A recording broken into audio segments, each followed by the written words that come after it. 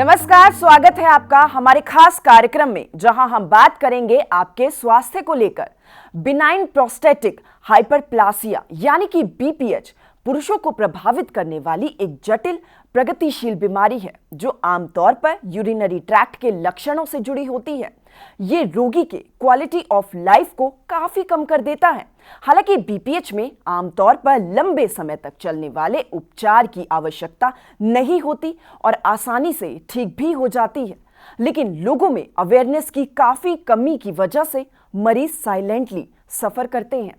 BPH और इसके pre disposing factors के बारे में जानकारी और जागरूकता ही इसके निदान, प्रबंधन और इस स्थिति से संबंधित आगे की जटिलताओं यानी कि कॉम्प्लिकेशंस की रोकथाम के लिए भी आवश्यक है। इसी बीपीएच और उसके प्रबंधन के बारे में सही जानकारी देने के लिए हमारे पास एक्सपर्ट्स का एक विशेषज्ञ पैनल है। तो आइए इन एक्सपर्ट डॉक्टर्स का स्वागत करते हैं अपने इस खास कार्यक्रम में। हमारे साथ जुड़ गए हैं डॉक्टर संदीप हारकर जी, सीनियर कंसल्टेंट यूरोलॉजी और kidney transplant, Artemis hospital, Gurugram, Haryana से। साथ ही हमारे साथ जुड़ गए हैं doctor Vikram Barua Kaushik ji, senior consultant urology और kidney transplant, Artemis hospital, Gurugram, Haryana से। इसके साथ ही हमारे साथ जुड़ गए हैं doctor Nitin Srivastava ji, senior consultant urology और kidney transplant, Artemis hospital, Gurugram, Haryana से। डॉक्टर संदीप हारकर जी, बिनाइन प्रोस्टेटिक हाइपरप्लासिया पुरुषों में पाई जाने वाली एक कॉमन बीमारी है। बीपीएच क्या है और इसके रिस्क फैक्टर्स क्या हैं? बीपीएच जो है वो उसे इंग्लिश में, अंग्रेजी में बिनाइन प्रोस्टेटिक हाइपरप्लेजिया कहते हैं। हर पुरुष के अंदर एक ऑर्गन होता है जिसे प्रोस्टेट कहते हैं, जिसको आम भाषा में गदूद के नाम से जाना जाता है। ये पेशाब के रास्ते में ब्लैडर, जो यूरिनरी ब्लैडर होता है, जो मसाना होता है यूरिन स्टोरेज का, वहां से जो यूरिन बाहर निकलता है उसके रास्ते में आता है। और ये प्रोस्टेट जो पेशाब के रास्ते के चारों तरफ होता है। तो उम्र के साथ ये बढ़ जाता है, साइज इसका मास बढ़ जाता है और ये पेशाब के रास्ते पे दबाव डालता है। और इस पूरी प्रोसेस को, इस प्रक्रिया को, इसके बढ़ने की प्रक्रिया को बीपीएच कहते हैं, बिनाइन प्रोस्टेटिक हाइपरप्लेजिया। अब इसके रिस्क फैक्टर्स क्या हैं? जैसे मैंने कहा, ये उम्र के साथ बढ़ता है, तो ओल्ड एज जो है एक रिस्क फैक्टर माना जाता है, उम्र का बढ़ना। इसके अलावा अगर कोई ओबीस हो, ज्यादा वेट हो उसका, या डायबिटिक मरीज होते हैं, इन इन इन लोगों में इसकी पॉसिबिलिटी ज्यादा होती है। स्पेशली जो हेरिडिटी में भी देखा गया है, अगर किसी का भाई, किसी के फादर में ये परेशानी हो तो उनमें इसकी टेंडेंसी थोड़ा ज्यादा रहती है। Doctor Vikram Barua Kaushik ji, BPH common है, जैसा कि हम बात कर चुके हैं इसके रिस्क फैक्टर्स के बारे में भी कि ये उम्र के साथ बढ़ता है, तो क्या इसको प्रिवेंट करना संभव है? प्रोस्टेट का साइज बढ़ना एक एज रिलेटेड चेंज है, ये कोई बीमारी नहीं है। तो हर पुरुष का जैसे एज बढ़ेंगे 40 साल के बाद, 50 के बाद, तो प्रोस्टेट का साइज थोड़ा थोड़ा धीरे धीरे बढ़ता ही जाता है। ये खाली एक प्रोस्टेट का साइज बढ़ना एक बीमारी का लक्षण नहीं है, लेकिन उसके लिए अगर कोई सिम्टम्स होते हैं, पेशेंट को परेशानियां होती है, पेशाब करने में दिक्कत होती है, या प्रोस्टेट के एनलार्जमेंट के लिए पेशाब ज्यादा रुक जाता है, या किडनीज में इफेक्ट होता है, तो तब वो बीमारी कहला जाता है। खाली जैसे उम्र बढ़ता है, बाल सफेद सफेद होते जाते हैं धीरे धीरे, उसी तरह से प्रोस्टेट का साइज भी बढ़ जाता है। खाली प्रोस्टेट का साइज बढ़ना कोई बीमारी का नाम नहीं है। ये जब इसके लिए परेशानियां होती है, जब सिम्टम्स होते हैं, जब उसके लिए सेकेंडरी कॉम्प्लिकेशंस होते हैं, तब उसको बीमारी कहला जाता है। डॉक्टर नितिन श्रीवास्तव जी, क्या बीपीएच का अर्ली डायग्नोसिस संभव है? बढ़े हुए प्रोस्टेट के क्या आखिर लक्षण होते हैं? बीपीएच की अर्ली डायग्नोसिस, जल्दी पता लगाना डेफिनेटली पॉसिबल है, संभव है। किसी भी दूसरी बीमारी के लिए भी यही होता है। मोस्टली ज्यादातर बीमारियों की जल्दी डायग्नोसिस की जा सकती है, पर इसके लिए दो शर्तें होती हैं। पहला ये कि लोगों में बीमारी को लेकर अवेयरनेस होनी चाहिए, जागरूकता होनी चाहिए कि ये जो लक्षण है ये किस बीमारी के हो सकते हैं, और उन लक्षणों का एक्सेप्टेंस होना चाहिए कि ये कुछ एबनॉर्मल चल रहा है। दूसरी शर्त ये है कि मरीज को अगर ये बीपीएच से रिलेटेड लक्षण आ रहे हैं तो वो जल्दी एक यूरोलॉजिस्ट से मिलता है, तभी जल्दी डायग्नोसिस बना सकते हैं। तो लक्षण क्या होते हैं? प्रोस्टेट के बढ़ने से, जिसे बीपीएच बोलते हैं, दो तरह से लक्षण आ सकते हैं। अगर प्रोस्टेट रुकावट कर रहा है पेशाब में, तो जो मुख्य लक्षण होते हैं वो पेशाब का रुक रुक कर आना, ये हो सकता है। पेशाब की धार कमजोर हो जाना या फिर पेशाब करते समय जोर लगाना, ये मेन मुख्य लक्षण होते हैं। कभी कभी मरीज को लगता है कि हम पेशाब करके वापस आए हैं, पर फिर भी मसाने में, ब्लैडर में पेशाब बचा हुआ है। दूसरे तरह के लक्षण होते हैं जो ब्लैडर की, जो पेशाब की थैली है, उसके इरिटेशन के कारण होते हैं। इसमें मरीज को बार बार पेशाब करने की आदत होती है, हर आधे घंटे में, 1 घंटे में वॉशरूम जाना पड़ता है पेशाब करने के लिए। जब भी पेशाब करने की इच्छा होती है, उसे कंट्रोल नहीं कर सकते, जिसे अर्जेंसी कहते हैं। रात में बार बार उठना पड़ सकता है। तो ये कॉमन सिम्टम्स हैं, लक्षण हैं, इनका किसी भी तरह का कॉम्बिनेशन के साथ मरीज प्रेजेंट कर सकता है। इसके अलावा कभी कभी पेशाब में ब्लड आ सकता है, मरीज डायरेक्टली यूरिन इन्फेक्शन के साथ हमारे पास आ सकते हैं। और एक इम्पॉर्टेंट चीज जो मैं यहाँ बताना चाहूँगा, अगर हम इसे निग्लेक्ट करते रहते हैं तो कभी कभी मरीज हमारे पास किडनी फेलियर के साथ आते हैं, जो कि एक कॉम्प्लिकेशन है प्रोस्टेट का। तो ये सारे लक्षण हैं, इनके साथ मरीज प्रेजेंट करते हैं यूजुअली। डॉक्टर संदीप हारकर जी, और कौन सी अन्य कंडीशंस हैं जो बीपीएच से जुड़े लक्षणों का कारण बनती हैं? जैसे डॉक्टर नितिन ने बताया आपको, जो बीपीएच के सिम्टम्स हैं वो हैं कि पेशाब खुल के ना आना। सो उसके दो कारण हो सकते हैं, जैसे पेशाब की नली में कुछ परेशानी हो, या जो ब्लैडर है, यूरिनरी ब्लैडर है, इसका काम है यूरिन को पंप करना बाहर की तरफ, जब यूरिन करते हैं उसमें कुछ परेशानी होना। सो पेशाब की नली के रुकावट आ सकती है, जैसे पेशाब का नली का सिकुड़ना, जिसे यूरिथ्रल स्ट्रिक्चर बोलते हैं, वो हो सकता है। या यंगर एज ग्रुप में प्रोस्टेट का इन्फेक्शन होना, प्रोस्टेटाइटिस, जिसमें उसका टेम्परेरी साइज बढ़ जाता है, वो सिम्टम्स मैच कर सकता है। यूरिन का इन्फेक्शन होना, कभी कभी मसाने में जो ब्लैडर है उसकी नसें वीक हो जाती हैं, तो उसके कारण भी यूरिन का प्रेशर नहीं बनता, यूरिन का फ्लो नहीं बनता, तो सिम्टम्स वो मैच करती हैं।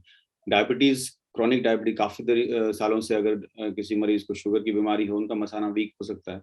तो ये सब कंडीशंस मिमिक कर सकती हैं बीपीएच के सिम्टम्स को। डॉक्टर विक्रम बरुआ कौशिक जी, बीपीएच के कॉम्प्लिकेशंस क्या हैं आखिर?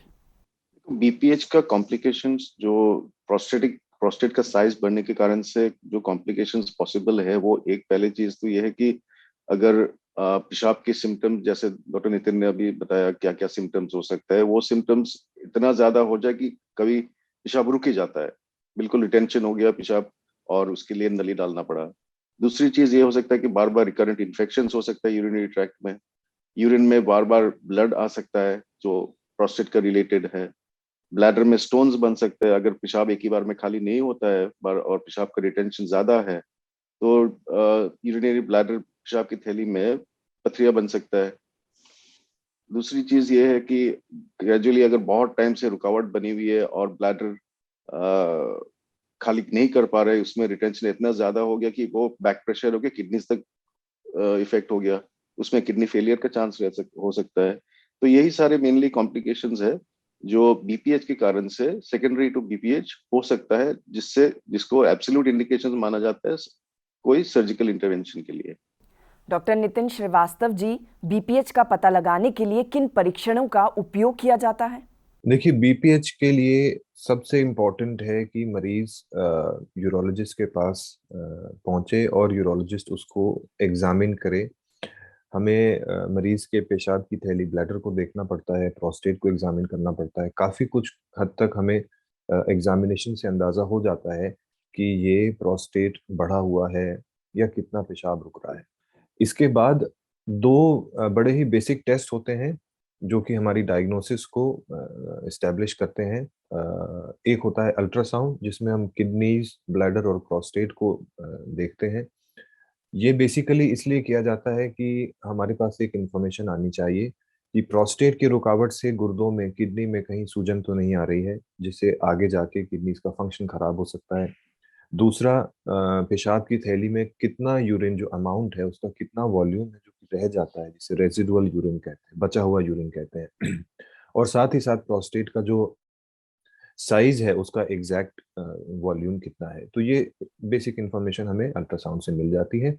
और दूसरा एक सिंपल टेस्ट होता है जिसे हम यूरोफ्लोमेट्री कहते हैं, जिसमें मरीज को एक मशीन के ऊपर पेशाब पास करनी होती है और मशीन हमें एक ग्राफ बना के देती है जिससे हमें कि अंदाजा लगता है प्रोस्टेट के रुकावट के कारण फ्लो कितना कम हो गया है।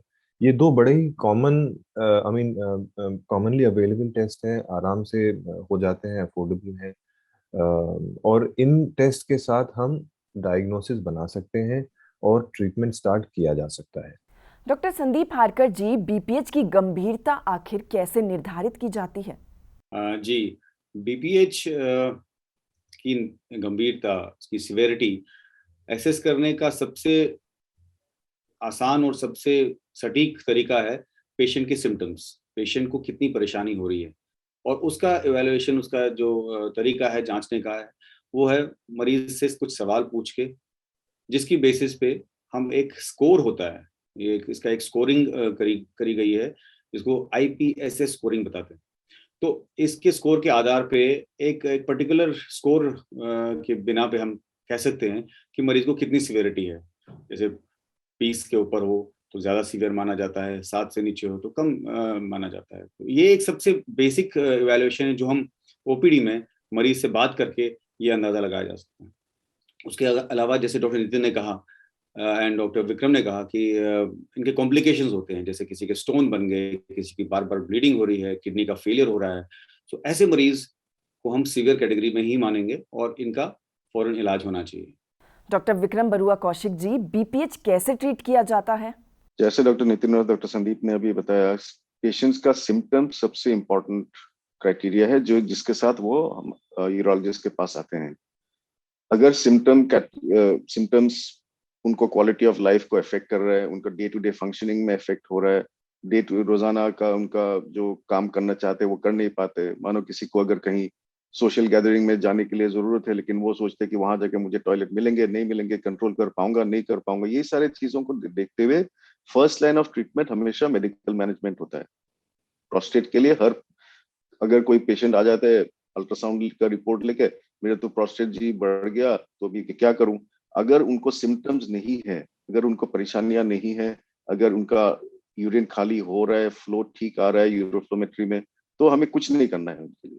लेकिन अगर सिम्टम्स है और या तो कोई फाइंडिंग सजेस्टिव है कि उनको थोड़ा बहुत परेशानियां है, तो फर्स्ट लाइन ऑफ ट्रीटमेंट हमेशा शुरुआती तौर पे मेडिकल ट्रीटमेंट ही होता है। मेडिकल ट्रीटमेंट होने के बाद अगर फिर भी उनका सिम्टम्स रहता है, दवाई भी ले रहे हैं, फायदा भी नहीं हो रहा है, उनको बेनिफिट भी नहीं मिल रहा है, तब हमें दूसरी ऑप्शन है सर्जिकल ट्रीटमेंट। और वैसे ये आमतौर पे, लेकिन कुछ कुछ इंडिकेशंस है, कुछ कुछ लक्षण है जिसमें हमें मेडिकल ट्रीटमेंट का स्कोप नहीं रहता है, जिसमें हमें सीधा सर्जरी के लिए एडवाइस करना पड़ता है। जैसे अगर बार बार पेशाब रुक रहा है दवाई लेने के बावजूद, कैथेटर डालना पड़ रहा है, नलकी से पेशाब उतारना पड़ रहा है, या पेशाब में बार बार इन्फेक्शन हो रहे हैं दवाई लेने के बावजूद, या यूरिन में ब्लड आ रहा है, या स्टोन्स बन रहे हैं, ब्लैडर में स्टोन बना है, ब्लैडर में प्रोस्टेट भी बढ़ा हुआ है, रुकावट बनी हुई है, इस कारण से स्टोन बनी हुई है, या तो किडनी में सेकेंडरी इफेक्ट हुई है, बैक प्रेशर होके किडनी में सूजन आई हुई है, जिसके लिए जो किडनी का फंक्शन है उसको इफेक्ट हो रहा है, सीरम जो ब्लड टेस्ट है किडनी फंक्शन का वो उसका रिपोर्ट्स खराब हो रहा है, क्रिएटिनिन बढ़ रहा है, तब हमें सीधा सर्जरी के लिए उनको देना है। अच्छा डॉक्टर नितिन श्रीवास्तव जी, कौन सी शल्य चिकित्सा यानी कि सर्जरी अपनाई जाती है बीपीएच के ट्रीटमेंट में, और क्या बीपीएच के लिए सर्जरी एक अच्छा ऑप्शन है? बीपीएच के ट्रीटमेंट में अगर सर्जरी की आवश्यकता पड़ रही है तो बहुत सारी सर्जिकल टेक्निक्स हैं इस समय।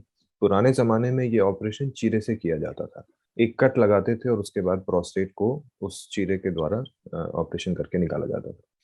अब हमारे पास इतनी टेक्नोलॉजीज एडवांस हो गई हैं, हमारे पास ऐसे टेलीस्कोप्स हैं जिन्हें हिंदी में हम दूरबीन कहते हैं, जो नेचुरल आपका पेशाब का रास्ता है वहां से जाके बिना किसी चीरे और बिना किसी कट के प्रोस्टेट का ऑपरेशन हम कर सकते हैं, जिसे TURP कहते हैं, trans urethral resection of prostate. तो हमारे हॉस्पिटल में अब हम ऑलमोस्ट 95 to 99% पेशेंट्स को TURP के द्वारा ही ठीक कर सकते हैं।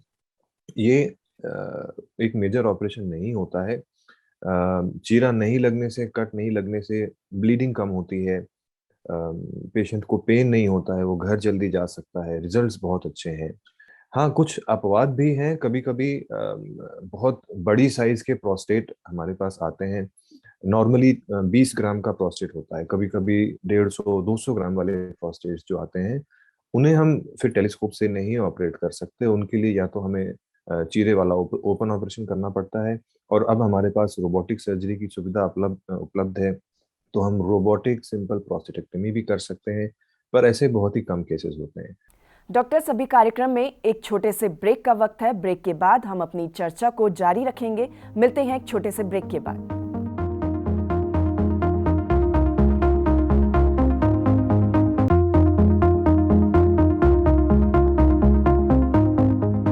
Welcome back after the break. आज हम अपने एक्सपर्ट डॉक्टर्स के साथ चर्चा कर रहे हैं बिनाइन प्रोस्टेटिक हाइपरप्लासिया यानी कि बीपीएच पर। तो आइए अपनी चर्चा को आगे बढ़ाते हैं और जानकारी हासिल करते हैं डॉक्टर से। डॉक्टर संदीप हारकर जी, डॉक्टर, इस संबंध में और किन बातों का ध्यान रखना चाहिए? जी, यहाँ पे मैं एक बात पे जोर देना चाहता हूँ कि कई बार हमारे पास मरीज आते हैं जिन्होंने एक टेस्ट कराया होता है जिसको PSA टेस्ट बताते हैं, प्रोस्टेट स्पेसिफिक एंटीजन, जो ब्लड टेस्ट होता है आजकल आमतौर पे लेबोरेटरीज में हो जाता है बिना किसी प्रिस्क्रिप्शन के भी।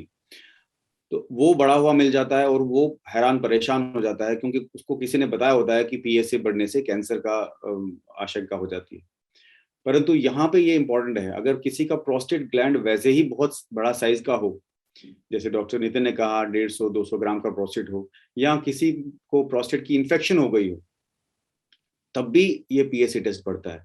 तो आम जनता से मैं ये आग्रह करता हूँ कि एक तो ऐसे ब्लड टेस्ट बिना एडवाइस के ना कराएं, और कराएं भी तो फिर PSA टेस्ट को डॉक्टर की सलाह के हिसाब से ही चलें, क्योंकि इसमें कई रीजन होते हैं उसके बढ़ने के।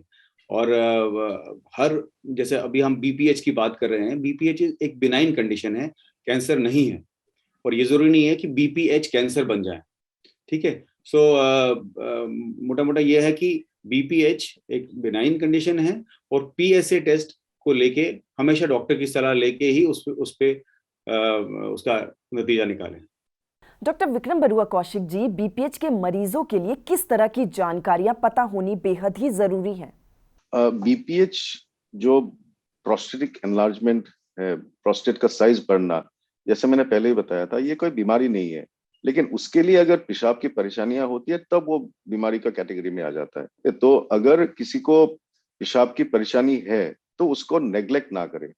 अगर जैसे एज बढ़ता है, लोगों को लगता है कि यार मैं तो उम्र बढ़ रहा है इसीलिए मेरा पेशाब की धार भी बिल्कुल धीरे धीरे आ रहा है और बार बार पेशाब के लिए जाना ये तो नॉर्मल चीज है।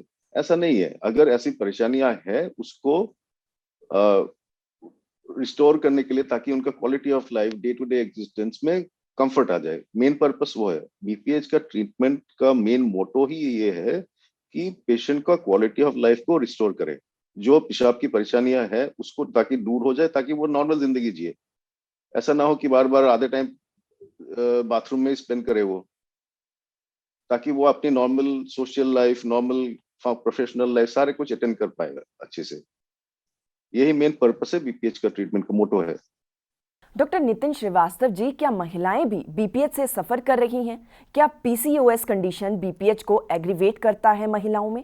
महिलाओं में प्रोस्टेट नाम का कोई ऑर्गन नहीं होता है, तो बीपीएच बीमारी या बीपीएच कंडीशन ये महिलाओं में नहीं हो सकती। पीसीओ तो जब ये ऑर्गन ही नहीं है तो बीपीएच और पीसीओएस का कोई रिलेशन नहीं है। लेकिन महिलाओं को पेशाब में उसी तरह की प्रॉब्लम्स हो सकती हैं जो कि बीपीएच में जो लक्षण मिलते हैं, पेशाब रुक रुक के आना, स्लो आना, उससे ज्यादा कॉमन होता है पेशाब बार बार आना, कंट्रोल ना कर पाना पेशाब को। और जो कंडीशन महिलाओं में होती है उसको हम ओवर एक्टिव ब्लैडर कहते हैं, जिसमें कि पेशाब की थैली है वो जरूरत से ज्यादा ज्यादा फ्रीक्वेंटली पेशाब को पंप करने लगती है।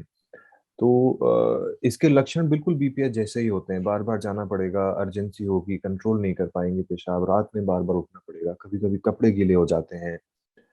तो इसका जो अंडरलाइंग पैथोलॉजी है, जो बीमारी है, वो पेशाब की थैली से रिलेटेड है, प्रोस्टेट से नहीं।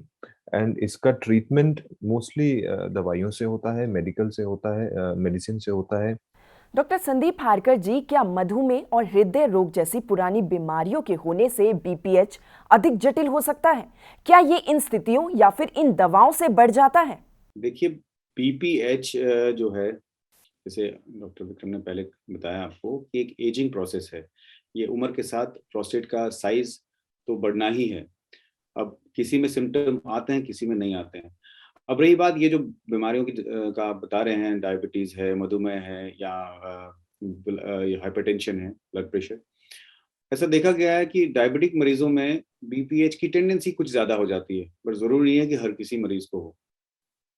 और दूसरी बात है कि अगर किसी को मधुमेह की बीमारी है और उसको बीपीएच भी है, तो ये मरीज थोड़े से इनकी ट्रीटमेंट और ज़्यादा हमें मॉनिटर्ड तरीके से करनी चाहिए और इसमें ध्यान देना पड़ेगा। बिकॉज़ ऐसे मरीजों में अगर इन्फेक्शन हो जाए, बीपीएच के कारण यूरिन रुकना शुरू हो जाए और टेंडेंसी ज़्यादा बढ़ जाती है इन्फेक्शन होने की, और ये इन्फेक्शन डायबिटीज़ के मरीजों में, मधुमेह के मरीजों में और जटिल हो जाता है और ज़्यादा सीवियर बन जाता है। कभी-कभी किडनियों के गुर्दों में भी असर आना शुरू हो जाता है, गुर्दों का इन्फेक्शन भी हो जाता है। सो ऐसे कैटेगरी के मरीज जो हैं, जो जो जिनमें और कोई बीमारी भी साथ में मिली हुई है, मधुमेह है, हार्ट की परेशानी है, तो इनमें हमें अपना थ्रेशोल्ड जो है, अपना जो इंटरवेंशन का थ्रेशोल्ड कम रखना चाहिए और टाइमली इंटरवेंशन करना चाहिए। टाइम पे ही डॉक्टर की सलाह लेके अपना इलाज शुरू कर देना चाहिए, ताकि ये कॉम्प्लिकेशन के फेज में न चला जाए। डॉक्टर विक्रम बरुआ कौशिक जी, क्या थायराइड और बीपीएच का कोई आपस में लिंक है? आमतौर पे थायराइड और बीपीएच का डायरेक्ट कोई रिलेशनशिप नहीं है, लेकिन थायराइड जब हार्मोन कम होता है तो बॉडी में ओवरऑल प्रोसेसेस सारे कुछ थोड़ा बहुत स्लो हो जाता है।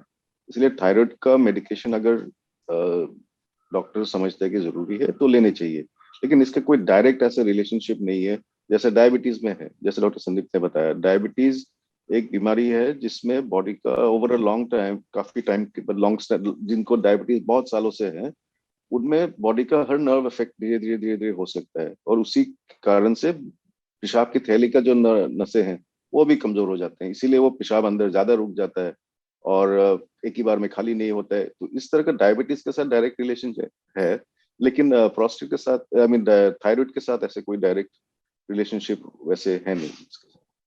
आप सभी डॉक्टर्स का हमारे कार्यक्रम में आने के लिए और ढेरों जानकारियां शेयर करने के लिए बेहद ही धन्यवाद। इजाजत दीजिए, नमस्कार।